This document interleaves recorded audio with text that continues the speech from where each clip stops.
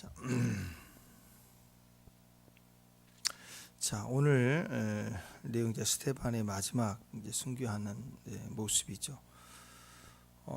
스테반의 그 설교의 내용이 굉장히 깊습니다. 성경 전체를 그 짧은 순간에 다 거론하며 결국 스테반의 메시지의 핵심이 첫 번째가 본질이었죠. 성전의 본질, 형태, 모양, 그게 아니라 본질.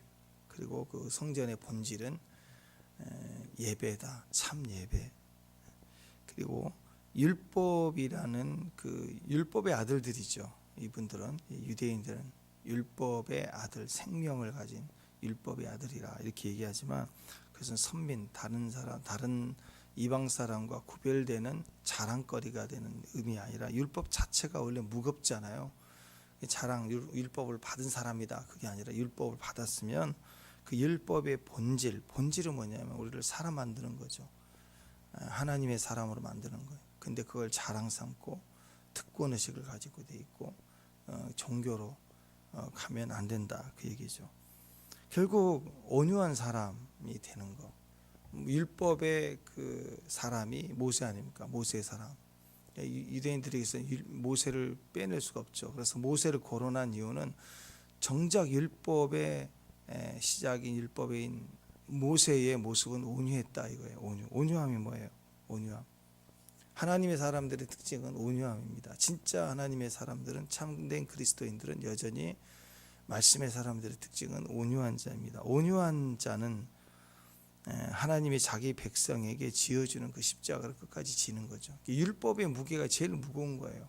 세상, 근심, 뭐 어떤 지위, 자격, 사명, 무겁죠.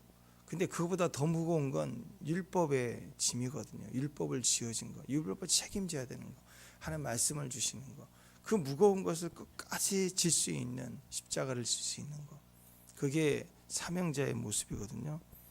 그러니까 반대로 얘기하면 온유하지 않은 사람들은 강팍한 사람이죠. 목이 곧은 백성이다. 근데 율법을 지어야 될 백성이 지지 않으니까, 차라리 율법을 모르는 백성이면 무지한 거죠. 근데 알면서 지지 않는 것은 그게 고집이다. 우리 아이들 키울 때 그런 얘기 하잖아요. 요즘 교육학적으로는 뭐 절 때리지 말라. 성경은 분명히 초달을 하라고. 14살 이하까지예요. 그렇다고 막 그 이상 아이들까지 손대면 안 되는 거예요. 14살까지 이하에서 초달을 하라. 그건 분명해요. 그건 뭐냐면 아는데 모르는 게 아니에요. 아는데 고집을 피운 거에 대해서는 명확하게 그에 대해 초달을 하고 교훈을 하라는 거죠. 그런 부분이 있어요. 미운 5살, 이율 7살 알면서 고집 피울 때 정확하게 그것을 꺾어야 된다, 그런 얘기를 하지 않습니까? 그래서 그것이 바로 온유함을 주는 거죠. 그래서 대표성을 가지는 게 모세이고, 모세 시대의 가장 강팍함은 바로였잖아요. 상대적으로 보여주잖아요. 바로는 강팍해요. 맞으면서도 그때는 순복하고 그 다음 날만 되면 또 바뀌어지는 거예요. 바뀌어지는 거. 집에 갔다가 그 바로의 아내의 말을 듣고 또 바뀌는지 모르겠지만 하여튼 밤만 되면 바뀌어요. 바뀌어가지고 사람 이랬다가 이랬다가 결정이 바뀌는 거예요.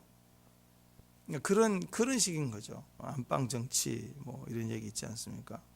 중전마마가 얘기하면 바뀌어버리는 거예요. 외척에 그 정치가 또 들어오면 바뀌고 또 바뀌고, 그런 것처럼 그랬는지 모르지만 하여튼 온유한 사람이란 뜻은요, 모세를 빗대어 우리가 표현할 때는 하나님 주신 십자가는 죽어도 끝까지 그 말씀을 붙들고 가는 거다. 그래서 가장 초라한 모세의 모습, 80세의 노인이 바로에게 복음 전한다는 게 너무 웃기는 거잖아요. 너무 초라한 거죠. 이거 먹히겠냐? 근데 복음은 그 부끄러움을 가지고 부딪히는 거죠. 그러니까 하나님 그 일을 하시는 거고.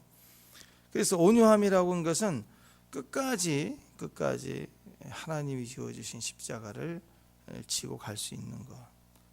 또 반대로 강팍한 것은 그걸 지지 않는 거예요. 목이 곧은 거예요. 자기 생각을 주장하는 거다, 그렇게 얘기를 합니다.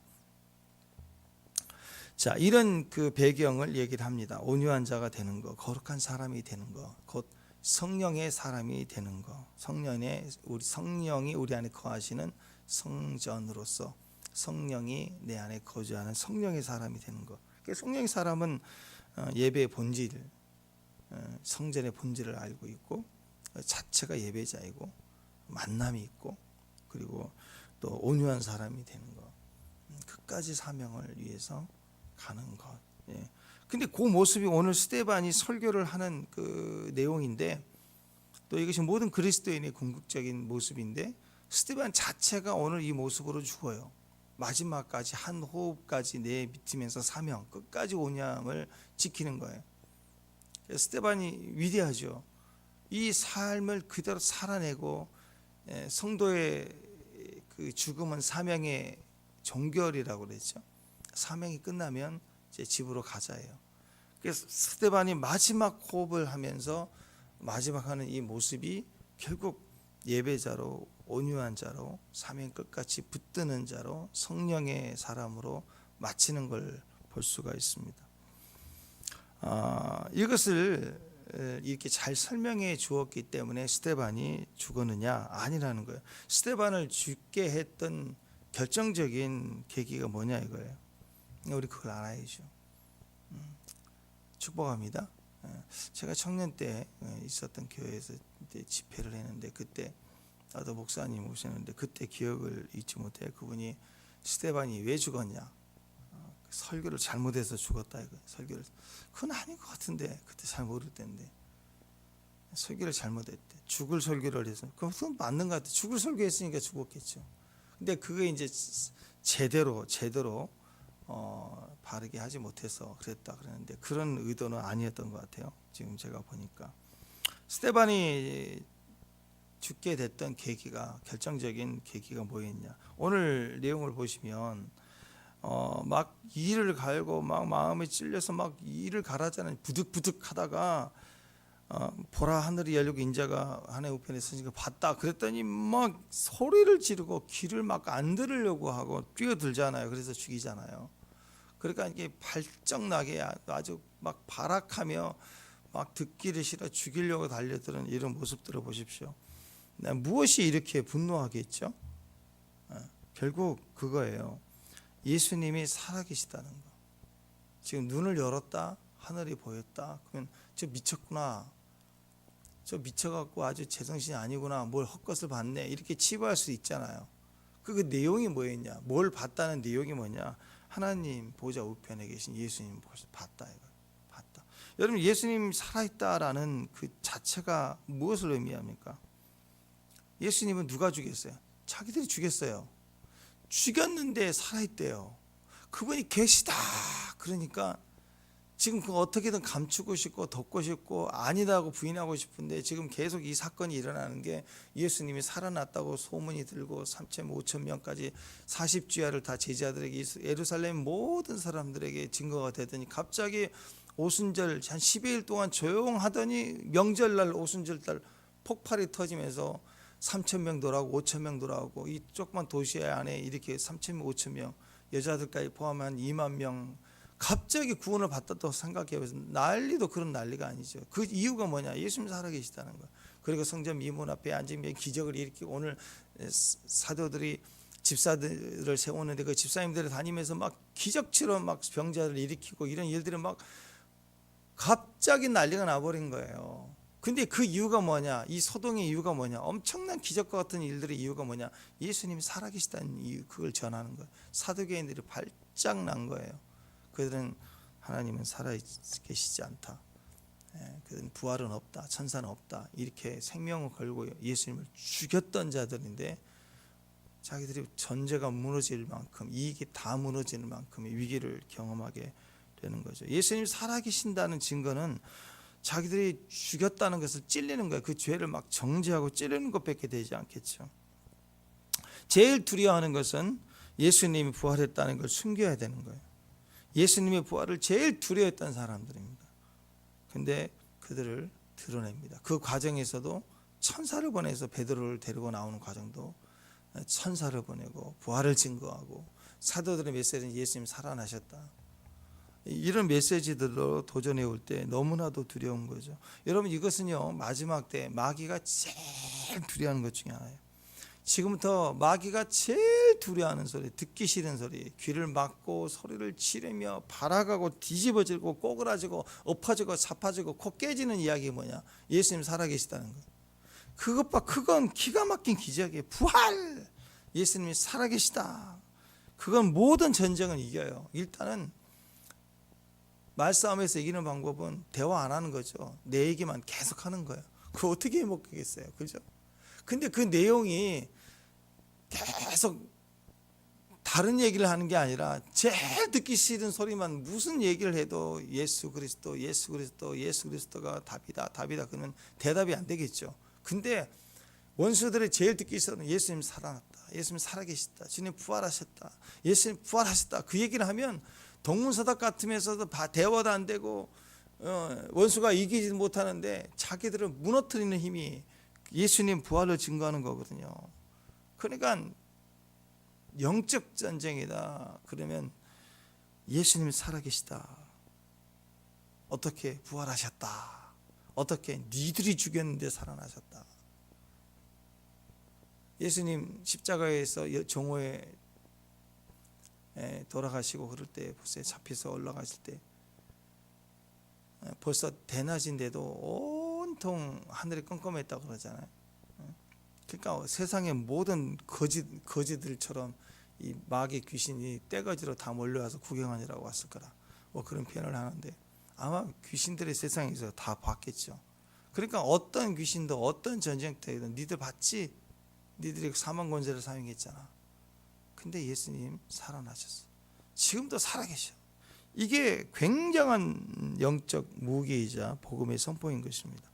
그래서 마귀의 최고 권세는 사망 권세인데 죽여버리겠다. 그리고 죽였다. 그게 마귀 권세. 오늘 또 스데반을 통해서 죽이겠다. 사도들에게 죽이겠다. 그러다가 오늘 스데반을 제일 먼저 죽이는 그런 역사를 나타내죠. 그러나 예수님은 죽음을 이기신 예수님이고 부활하신 예수님입니다. 그러니까 부활 앞에서는 마귀의 모든 힘은 권세는 다 잃어버리고 아무 힘도 발휘하지 못하게 되는 거죠. 귀신이 역사하는 모든 힘과 권세 앞에 이 거짓말쟁이야. 그들은 거짓말쟁이거든요. 뭘 거짓말? 예수님 죽였는데 죽인 게 아니에요. 힘은 거짓된 힘이야. 살아나셨잖아. 원수들은 거짓말이에요. 완전히 무너집니다. 예수님 부활하신 거 맞습니다. 우리가 예수를 부활하심을 믿는 성도들에게는요, 모든 거짓이 다 거기서 무너지게 돼 있어요. 그래서 부활의 힘을 우리가 믿고 선포하는 것만큼 강력하다. 그래서 귀신이 축사될 때 영적 대전쟁이다. 그럴 때는 예수님이 살아계시다. 예수님 부활하시다. Jesus is alive. 예수님 살아계시다. 그러면 그때부터 마귀가 막 길게 뛰고 뒤집어지고 자빠지고 막 몸부림치고 발악을 하고 소리를 치고 난리가 아니에요. 예수님 살아계시다. 사망못에 끊으셨다. 예수님은 지금 부활하셨다. 살아계시다. 막 증거하면 막 소리를 지르고 귀를 닫고 막 뒹굴고 난리가 납니다. 우리는 부활로 인해서 그때 브레이크아웃이죠. 발생된 게 교회예요. 우리가 교회라고요. 그리스도가 부활하신 이유. 머리가 되시고 우리가 몸인 거예요. 우리 자체가 신앙을 갖고 있다는 자체가 예수님 우리의 머리가 되시고 주님이 살아계시다는 거예요. 부활의 생명을 선포하고 부활로 달려갈 때 모든 사망 권세가 특히 악한 영들, 대적자들, 뱀의 대가리, 자기들은 십자가 그러면 대가리 상했거든요. 박살났거든요. 골 때린 거예요. 얼마나 머리가 아프겠어요.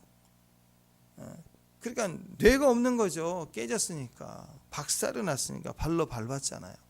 그래서 우리가 부활을 증거하면 대승리가 일어난다라는 거예요. 지금도 마찬가지입니다. 우리가 이 부활을 증거하고 예수님 증거하면 다 이게. 오늘 스데반은 싸움에서는 증거, 순교를 당했으니까 싸움에서 진 것처럼 보이죠. 그러나 전쟁이 대승리를 한 거예요. 스데반은 완전한 자기 인생 승리를 하고 오늘 첫 번째 순교자의 축복을 얻고 영광을 얻고 가는 거예요. 성도의 사명이에요. 죽음은 성도의 사명. 오늘 이 전환이 엄청난 일이 지금 일어나는 거예요. 스데반을 통해서. 마귀는 오늘 예수님이 십자가에서 부활하신 그 사건으로 뱀의 대가리는 깨져버렸지만 오늘 스데반이라는 또 한 사람의 사도도 아니에요. 집사님이 죽음으로 말미암아 이 뱀의 대가리가 또 완전히 꺾이고 상하는 일이 벌어집니다. 그러니까 죽였는데 이기는 게 아니라고 박살이 나버리는 거예요. 자, 스데반이 뭐라고 그랬느냐? 이걸 증거하고 난 다음에 하늘을 우러러 보니까 뭐가 나오나? 55절, 56절. 자, 보십시다. 55절, 56절 시작. 스데반이 성령 충만하여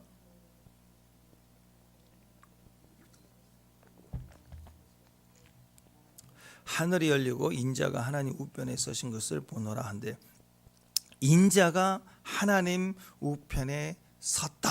이걸 증거하는 모든 사람 앞에 부활을 증거하고 있어요. 인자는 예수님이죠. 예수님을 보았다. 예수님은 살아계시다 라고 얘기한 거예요. 자, 너희가 죽인 예수님인 거예요. 너희가 죽인 예수님인데 지금도 살아계시다. 지금도 나를 보고 계시다. 지금도 역사하고 계시다. 그분은 부활하셨다. 이걸 막 집약해서 오늘 외치고 계시. 이걸 증언하고 있는 거예요. 자, 여러분 마지막 호흡 다 할 때까지 우리가 뭘 증언해야 돼요? 잘 먹고 잘 살았다. 그런 거 하지 말고 죽을 때까지 증거해야 돼. 마지막 한 호흡이라도 사명이에요. 사명. 자, 인간의 목적은 구원받는 거거든요. 구원 안 받으면 인간이 성공하고 대통령 되고 돈이 많아도 죽으면 지옥이다. 무슨 소용이 있어요? 제가 햄버거 얘기했죠. 내일 사형당할 사형수가 오늘 햄버거를 1000개를 먹는다. 얼마나 자랑이겠어요. 근데 그럼 밥맛이겠어요, 그게? 내일 죽는다 그런데. 그러면서 1000개를 주면 배부를까요? 무슨 맛이에요? 맛도 아니지. 마찬가지예요. 이게 연장될 뿐이지 10일, 100일, 1000일 50년 뒤에 죽어요. 지옥 간다고. 그걸 아는 사람 모르니까 대충 사는 거지. 지옥 가는 걸 알면 얼마나 떨리겠어. 무슨 음식을 먹어든 입에 들어오겠냐고요. 인간이 그런 존재라고요. 몰라서 까부는 거예요. 몰라서. 근데 인간은 지옥 가면 안 되는 거죠. 그게 목적이에요. 이 땅에서 벌레처럼 살아도 내일 천국이야. 얼마나 감사해요. 아주 집약해서 내일 새 아파트 당첨받은 거, 지금 분양받은 거, 지금 입주 날짜 내일 입주해. 근데 어제 오늘 터졌어요. 막 보일러 터지고 막 난리 났어. 그러면 고칠까요? 그냥 살죠. 하루인데. 내일 새로 이사 갈 텐데 있는 가구도 한 달 전에 산 것도 들어가 보면 안 맞을 때가 다 새거로 바꿔야 돼. 새 아파트 들어가면 새 피조물이니까. 다 필요 없어요. 이 땅이 좀 불편한 거 소용없어요. 벌레처럼 살아도 내일 천국이면 모든 게 다 새로운 거예요. 너무나도 영광스러운 거예요. 그러니까 인생의 목적은 천국 가는 거예요. 그거 외에는 없어요.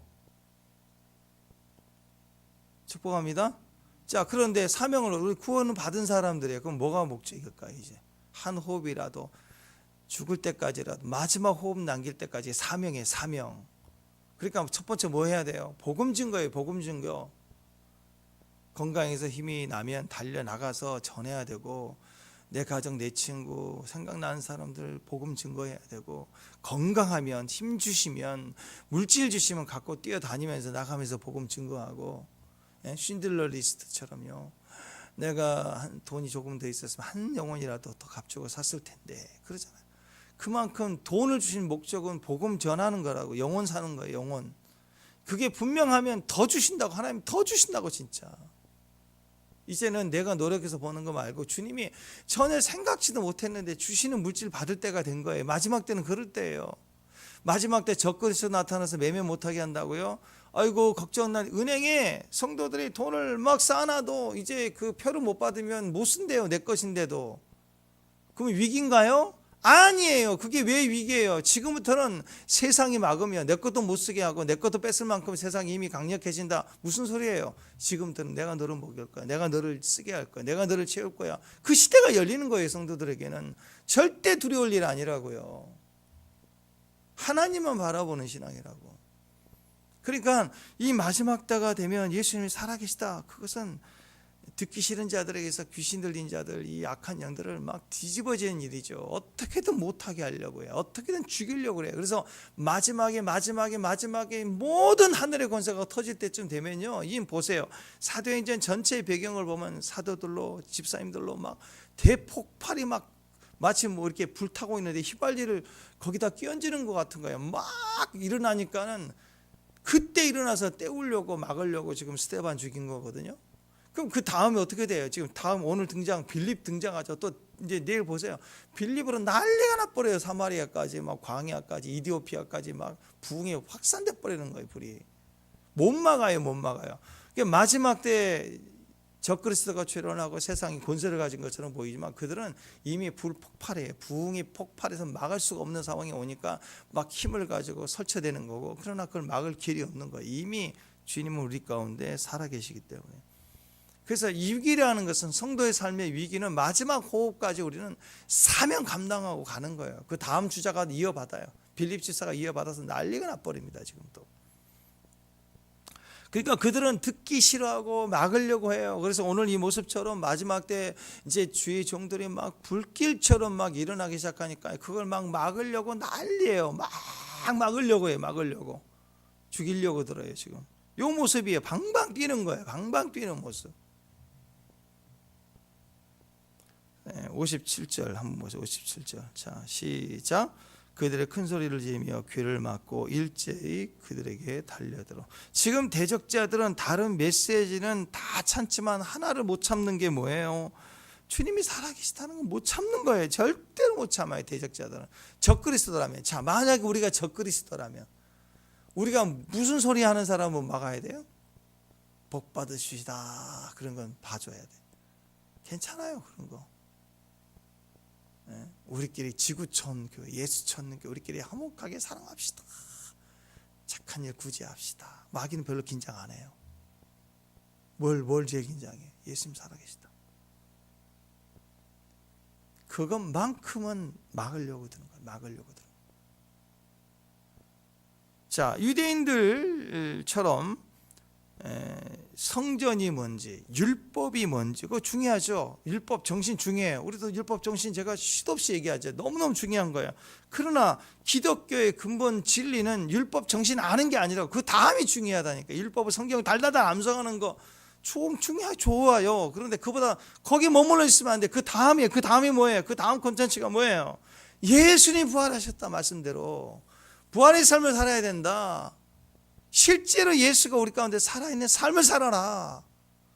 그냥 머리로 암송하고 알고 복받고 그렇게 내버려둬요. 사단은 공격하지 않아요. 그러다 말겠지 하고 거기만 머물러 있어도 괜찮다고요. 그런데 예수님이 부활하셨다. 그 말은 고통스럽습니다. 왠 줄 아세요?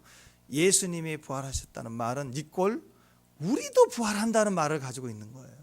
그게 싫은 거예요. 예수님 부활은 부활의 첫 열매이기 때문에 우리도 부활한다는 메시지를 가지고 있는 거예요. 말씀대로 살아나셨다. 우리도 말씀대로 살아날 것이다라고, 예수 안에서 살아날 것이라고 우리에게 말씀하고 있기 때문에 그것만큼은 막으려고 드는 거예요. 모든 사망 권세 깨뜨렸다. 너희가 죽였지만 예수님 살아나셨고, 예수님만 살아난 게 아니다. 우리도 살아날 것이다. 여러분, 고린도전서 15장, 오늘 집에 가서 고린도전서 15장 부활장 그랬죠. 부활장 한번 전체를 읽어보세요. 나팔 소리가 나면 우리가 살아난대요. 할렐루야. 예수님의 부활의 의미는 예수님만이 아니에요. 나팔 불 때 나의 이름, 우리도 살아난다. 그게 부활의 의미예요. 그러니까 마귀가 거기에서 이길 수가 없는 거예요. 예수님만 죽이면 된 줄 알았더니 부활이 터졌네. 우리까지. 스데반 죽였는데 끝난 게 아닙니다. 사도 바울이 오늘 일어나요. 오늘 일어나는 바톤을 이어받는 거라고요. 고린도전서 15장 12절 보면 그리스도께서 죽은 자 가운데서 다시 살아나셨다 전파되었거늘 너희 중에 어떤 사람은 어찌 죽은 자 가운데서 부활이 없다 하느냐 하면서 이런 사두개인 같은 사람들을 막 박살냅니다. 만일 죽은 자의 부활이었으면 그리스도가 다시 살아나지 못하셨을 것이다. 그리스도께서 만일 다시 살아나지 못하였으면 우리가 전파하는 것도 헛것이다. 너희 믿음도 다 헛것이다. 생각해 보세요. 우리가 다시 부활이 없다 그러면 평생 예수 믿는 거 다 거짓말이에요. 그렇잖아요. 천국 못 가는 거 거짓말. 근데 천국 갈 수 없는데 천국 가는 것처럼 막 상상하고 우리끼리 살았다. 그것처럼 헛된 거 어디가 있겠어요. 우리가 바라는 게 다만 이생뿐이라면, 다 이생뿐이라면 뭐하러 그렇게 살아요. 애쓰고 참고 억울하면 더 억울하고 더 인내하고 더 사랑하고. 왜 그렇게 살아요? 부활이 없다면 아무 소용이 없는 거죠. 그러나 이제 그리스도께서 죽은 자들 가운데 다시 살아나사 잠자는 자들의 첫 열매가 됐다. 첫 열매, 두 번째, 세 번째 열매가 계속돼서 우리도 그 열매 안에 들어가게 되었다라는 거예요. 그러면서 이것을 크게 얘기합니다. 한 사람으로 말미암아 사망이 우리 안에 들어왔다. 누가? 아담이죠. 아담 하나 때문에 사망이 온 인류에 들어, 온 인류가 다 사망을 당했어요. 지옥 가게 됐어요. 그러나 한 사람, 죽은 자의 부활도 한 사람으로 말미암았다. 예수님 한 분 때문에 마지막 아담이라고 얘기하죠. 이제는 천국이 열려버린 거예요. 모든 자가 그리스도 예수 안에서는 부활하는 거예요. 부활의 열매가 된다라고 선포해버린 거예요. 얼마나 감사해요. 어떤 자들이 아닙니다. 아담으로 말미암아 모든 자가 죄가 된 것처럼 이제 마지막 아담인 예수로 말미암아 모든 자가 부활에 참여하게 된 거예요. 그러니까 부활의 소식을 선포하는 것만큼 귀신이 듣기 싫은 게 없다고 막으려고 그래요. 못 듣게 해요. 죽이려고 달려드는 거예요. 자, 우리 믿는 자들에게는 부활이 약속되어 있기 때문에 가장 두려워하는 것이 죽음이거든요. 죽음, 사망. 그런데 오늘 이 부활장에는 뭐라고 얘기하냐면 이 사망, 죽음에 대해서 조롱하듯이 막 노래를 불러요. 사도 바울이. 고린도전서 15장 부활장 55절 56절 57절 보면 사망아 하고 불러요. 죽음이 오면 얼마나 무서워요. 근데 바울은 사망아 네가 승리하는 게 어디가 있느냐, 네가 이기는 게 어디가 있느냐, 사망아 네가 쏘는 게 어디 있냐, 나 좀 쏴봐라. 사망아 쏴봐. 깐죽거리듯 비꼬듯이 조롱하듯 사망아, 그 무서운 사망을 불러내. 네가 이기는 게 어디가 있냐, 네가 쏘는 게 어느냐, 네가 쏘는 건 죄의 권능 율법뿐이지 않느냐.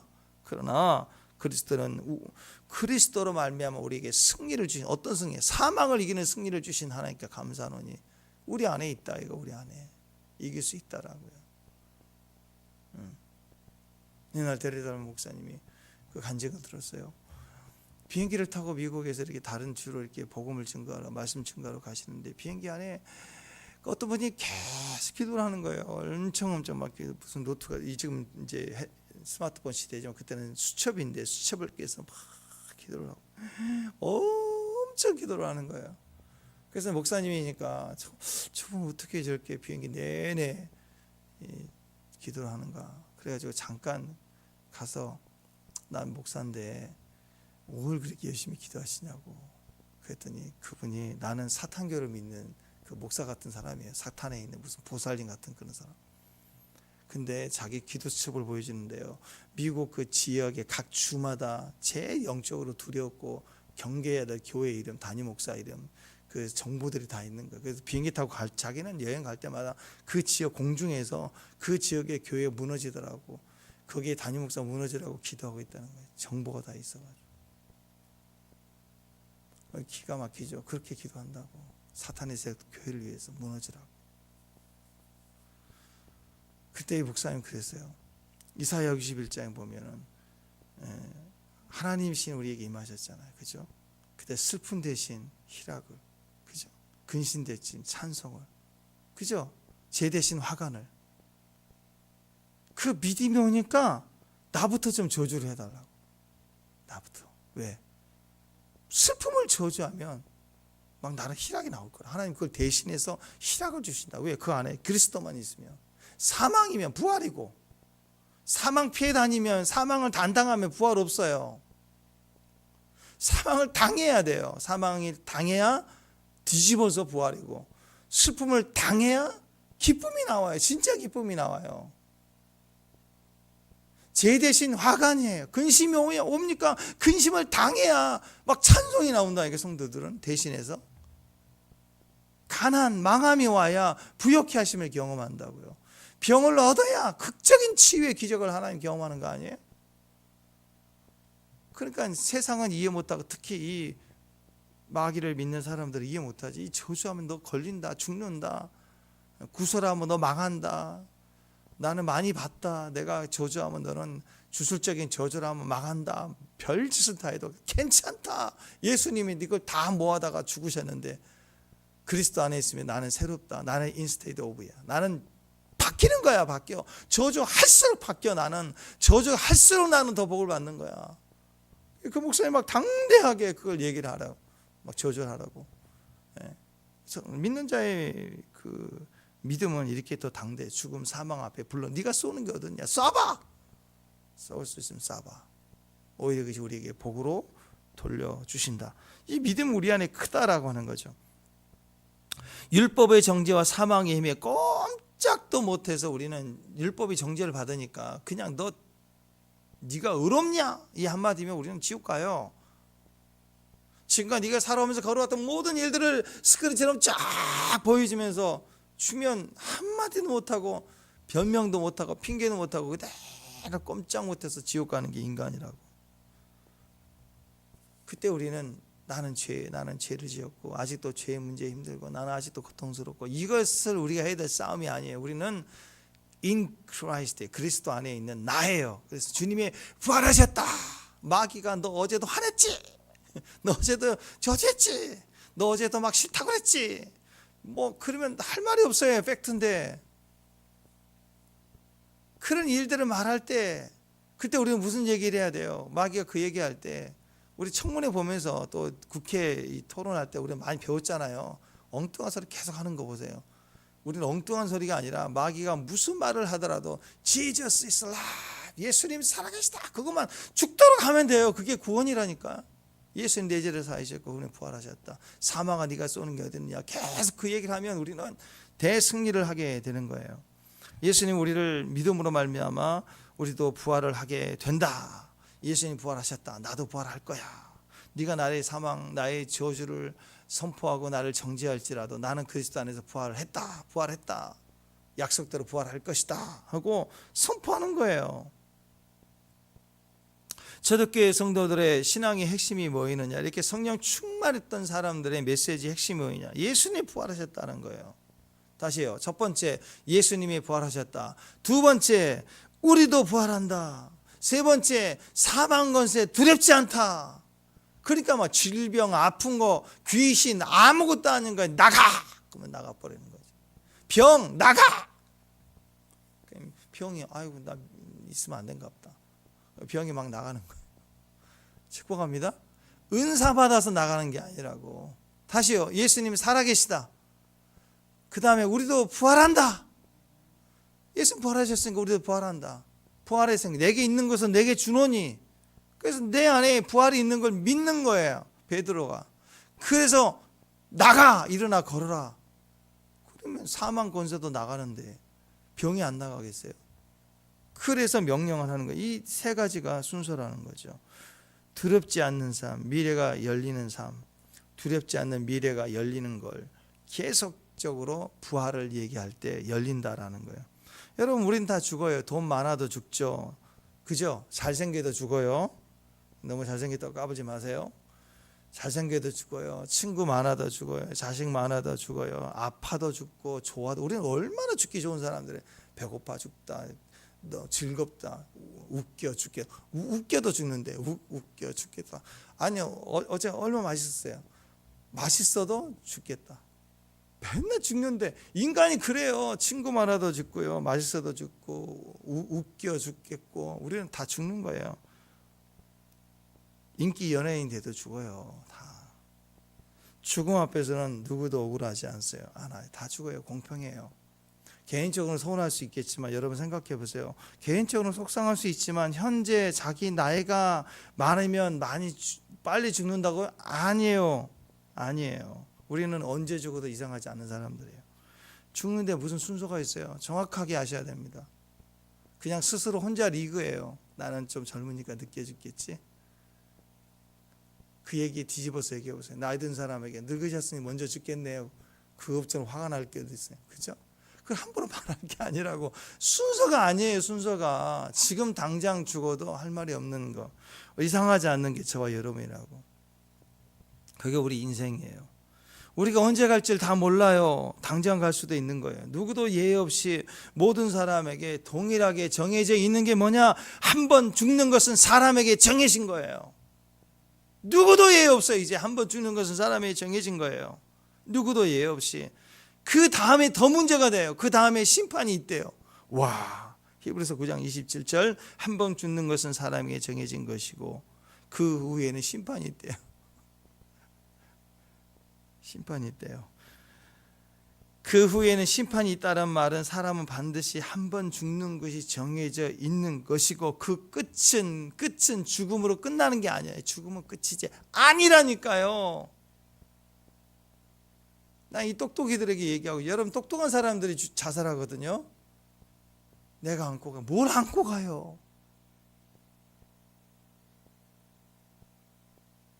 끝이 아니라니까. 죽으면 죽는 거로 끝나는 게 아니라고. 이 생애가 영원히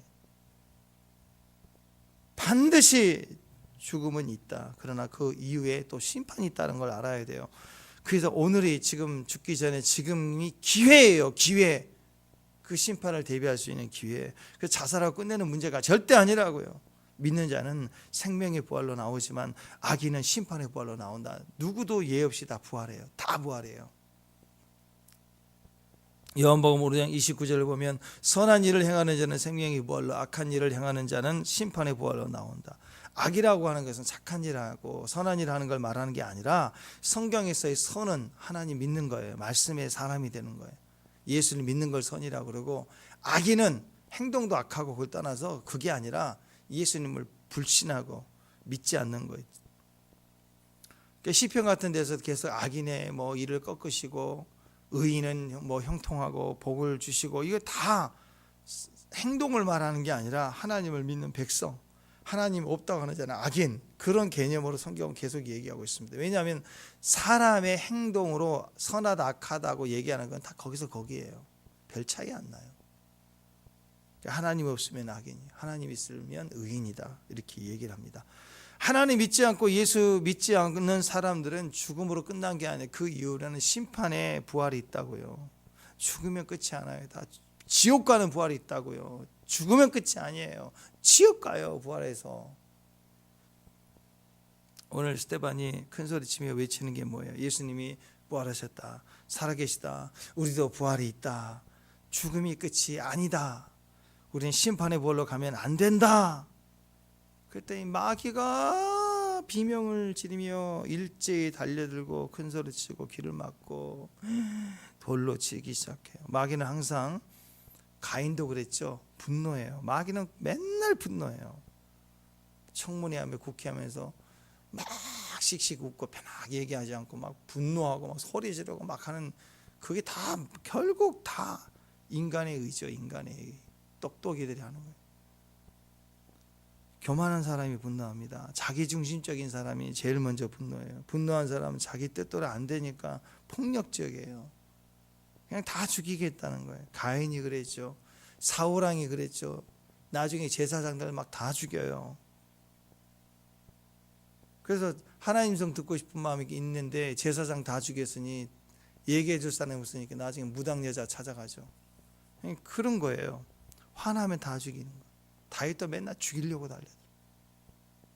가인이 아벨을 죽이는데 아벨이 눈치가 있어가지고 오라 그랬더니 들로 안 나갔어. 그러면 가인이 어떻게 할까요? 그때부터는 다윗과 사울 전쟁이 시작되는 거예요. 가인 더 쫓아가지고 아벨은 도망다니고 그랬겠죠. 죽이려고 드는 거예요. 죽이려고. 오늘 본문에 나온 이 사람들 전체 스데반 죽이잖아요. 어떤 죽음을 맞이해야 될까? 사람들은 요즘에 어떤 죽음을 맞이해야 될까 물어보면 고통 없이 죽는 죽음을 원한대. 사람들은 고통 없이 죽는 죽음을 원한대. 요즘 일명 998823이죠. 99세까지 팔팔하다가 2, 3일 아프고 간다. 그게 소망이래. 99세까지 살고 싶대. 어떻게? 늙어도 안 아팠으면 좋겠다. 죽더라도 죽을 때 고통 없이 죽었으면 좋겠다. 이게 인간이라고요. 그래서 선진국 똑똑한 나라들은 다 안락사를 원해요. 안락사를 법으로 바꿔놔요. 죽을 권리는 나에게 있다. 그게 교만, 하나님 없는 교만이에요. 교만. 근데 성경에서 보세요. 어떤 사람들이, 의인들이 어떤 죽음을 죽어요?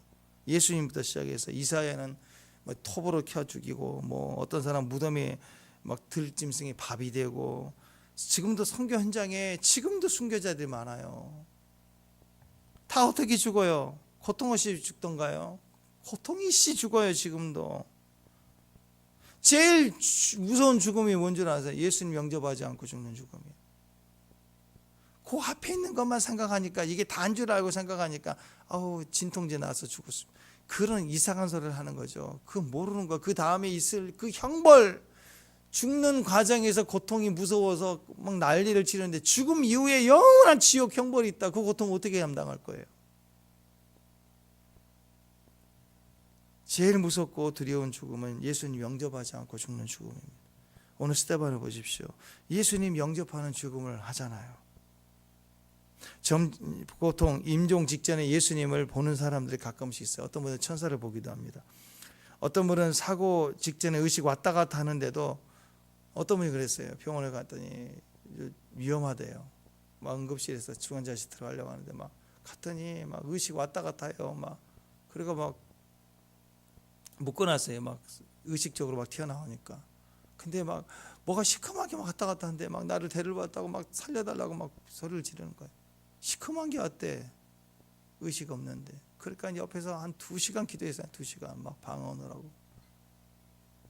그 우리가 느낄 때는 위험하니까, 그리고 귀신이 온 것처럼 느껴지니까. 왜? 본인이 보이니까 무섭다고 벌벌 떠. 그분이 굉장히 강직한 분인데 한 2시간 막 기도하고 그랬다고, 그 앞에서. 그랬더니 차분해지고 다시 쉬게 되고, 그리고 그래서 다시 이제 중환자실 들어가서 나오셨는데 다시 건강해지셔가지고 또 오래 사셨어요. 오래 사셨는데 그런 경우 있어요. 의식 왔다 갔다 할 때도, 죽음이 왔다 갔다 할 때는 막 뭔가 보여요. 마귀도 보이기도 하고, 때는 임종 직전에 천사가 보이기도 하고. 저번에 말씀드렸죠. 우리 친구 목사님 일산에 원자력병원 계속 그 성도님 6개월 동안 입원했을 때 왔다 갔다 일주일에 한 번씩 신방하고 기도해주고 신방하고 기도해주는데, 마지막 임종 직전에 자식들 다 오고 의식이 없는 상태예요. 그때 한 5일 정도, 일주일 가까이 거의 의식이 없는 상태에서 오늘 내일 한다고 자식들 다 모였는데 갑자기 깼어요. 갑자기 깨가지고 반듯하게 앉아가지고, 목사님 그동안 힘드신데 와서 기도해서 너무 고맙다. 저에게 천국 알려줘서 너무 감사합니다. 애들한테 하나하나 다 보면서 예수 꼭 믿으라고. 지금 여기 천사가 있고 예수님 내가 봤다. 지금 나를 데리러 왔다고. 너희들 반드시 예수 믿어야지 다시 천국에서 보게 될 거야. 내가 먼저 가서 기다린다고. 그러고 나서 다시 반듯하게 누워서 돌아가셨어요. 이런 일이 실제로 있었다고. 임종 직전에 이렇게 하늘이 열려서 뭔가 기회를 주실 때가, 그 기회가 뭐예요? 전도의 기회고 증거할 수 있는 기회라. 하나님 분명히 살아계시고 천국이 있어요, 여러분. 어쨌든 어리석은 바보 같은 죽음 되면 안 됩니다. 두렵습니다. 예수 영접 없이 죽는 죽음처럼 어리석고 그런 바보가 없는 거예요. 이 땅에 성공하면 뭐합니까? 지혜로 박사학위 받으면 뭐예요? 예수 부인하고 예수 영접하지 않는 죽음 맞이하면 끝인 거예요. 아니면 영원한 영벌인데. 세상에 돈이 아무리 많아도요, 성공했다고 결국 영벌이면 아무것도 아니지 않습니까? 예수님 영접하는 죽음을 준비해야 돼요. 지금 59절 한번 보십시오. 59절 시작. 그들이 돌로 스데반을 치니 스데반이 부르짖어 이르되 주위에서 내 영혼을 받으시옵소서. 보십시오. 예수를 영접한 죽음을 가진 사람은 죽음 앞에서 당당해요. 예수의 내 영혼을 받으소서 하고 주님을 부르짖는 거예요. 예수가 있기 때문에 예수를 영접한 죽음을 하는 사람들은 분명히 예수님을 만나요. 임종 직전에 아무것도 없다, 예수 영접하지 않은 거, 예수 없는 거. 예수님이 있는 분들은 반드시 예수님을 만나고 예수님 우리를 영접해줘요. 그렇잖아요. 수고한 우리 아들 올 때 아버지가 나가서 만나주고 막 누구 온다, 우리 아들 온다, 그럴 거 아니에요. 부모는 다 그렇잖아요. 마찬가지예요. 우리를 사랑하시는 분이 우리를 예비하고 우리를 예정하시고 우리를 맞이해 주신다고요. 우리가 여러분이 하나님의 아들이고 또 여러분이 주의 신부인데 천국 가는데 그냥 1321번 경비원 가서 좀 모시고 와라, 그런 거 없어요. 친히 나오신다고. 친히 우리를 맞아주시는 거예요. 아멘. 여러분들 지금도 예수님 만날 때 1425번 경비원이나 천사 통해서 만나고 싶으세요? 지금 예수의 이름을 줬어요. 지금 그 다음 주님이 지금 우리가 친히 만나주시는 거예요. 임종할 때도 주님이 친히 우리를 영접해 주세요. 우리는 그런 분들이에요. 그러니까 예수님 영접하는 죽음으로 우리는 서 있음을 방당히 우리 영혼을 고백할 수 있어야 됩니다. 오늘 죽어가는 이 스데반을 보십시오. 이 말씀 59절 말씀 보십시오. 두려움이 없어요. 두려움이 없어요. 죽음 앞에서 죽어가면서 두려움이 없다고요. 두려움 없는 미래 오직 예수 안에 있습니다. 다가올 대환란의 시즌 마찬가지예요. 엉터리 같은 사람들은 누구나 말할 수 있는 시대가 되니까 유튜브에 그냥 마지막 환란, 대전쟁, 적그리스도의 무슨 짐승표 이런 소리를 하면서 헛소리를 해야 되는데 무섭다 두렵다 난리만 치는데 아니라고요. 장차 다가올 대환란의 시즌이 오고 무시무시한 기근 재난 전쟁이 온다 할지라도 지금 당장 죽을 때도 두려움이 없는데 스데반이 두려워하겠어요? 지금 이 스데반의 영성이라면 환란이 오고 적그리스도가 올 때 두려워하겠냐고요.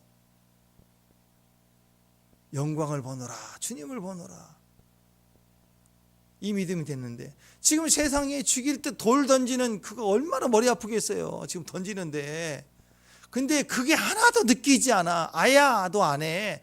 영광을 보고 주여 내 영혼을 받으소서 완전한 두려움이 없는 승리 가운데서 기뻐하고 주님을 바라보지 않습니까? 이게 성도의 신부의 영성이라고요. 이거 준비해야 됩니다. 믿지 않고 예수님 영접한 확실한 확신이 없었다. 어떻게 부활을 맞이하겠어요? 큰일 나는 거예요. 영벌에 처합니다. 지옥 직행이에요. 특급 여차예요. 예수 믿고 구원을 받아야 됩니다. 60절 시작. 무릎을 꿇고 크게 불러 이르되 주여 이 죄를 그들에게 돌리지 마옵소서 이 말을 하고 자니라. 자, 이런 여러 과정에서 승리, 부활에 대한 증거 다 하지만 제일 스데반의 마지막 말은 뭐예요? 제일 마지막 말은 이제 저들에게 죄를 돌리지 마소서 하고 자니라. 이게 사명이에요. 사명. 주님 제 영혼을 받으세요. 그것도 정말 중요하잖아요. 근데 마지막 호흡은 마지막 한 호흡은 사명 감당하고 죽어. 그것은 중보기도 하고 죽어요. 자기를 죽이는 사람들에 의해서 중보기도 하고 죽는 거라고. 마지막 호흡까지 성도는 죽음이 마지막 호흡까지 우리는 사명 마쳐야 해요. 사명 끝이 인생 끝이에요. 사명이 되는 저와 여러분 되시길 바랍니다. 보통 대적자들 자기를 죽이는 자들 앞에 우리가 용서하는 기도하잖아요. 용서합니다 할 수 있잖아요. 그 다음 단계가 맡기는 거예요. 임종 직전에 가면 보통 일반 사람들도 원수까지 푼대요. 그냥 미안했다 하고 아직도 안 풀렸지만 아직도 내가 더 화가 나지만 임종 직전에는 미안했다 하고 잘 살아라 하고 다 푼대요. 사람이 웬만하면. 그러니까 용서하는 기도가 위대한 기도지만 마지막 기도는 아니에요. 용서는 지금 하면 되는 거예요. 아멘. 예, 보통 사람들은 임종 직전에 용서하고 죽지만 우리는 지금 매일 날마다 70번씩 7번이나 용서하는 거예요. 용서는 지금 하는 거고 마지막은 뭐예요? 용서가 아니라 우리 마지막은 중보기도예요. 중보기도 사명. 여기 어떤 일이 일어난 줄 아세요? 58절 보십시오. 58절 오늘 시간이 갔지만 이것까지 하겠습니다. 58절 시작.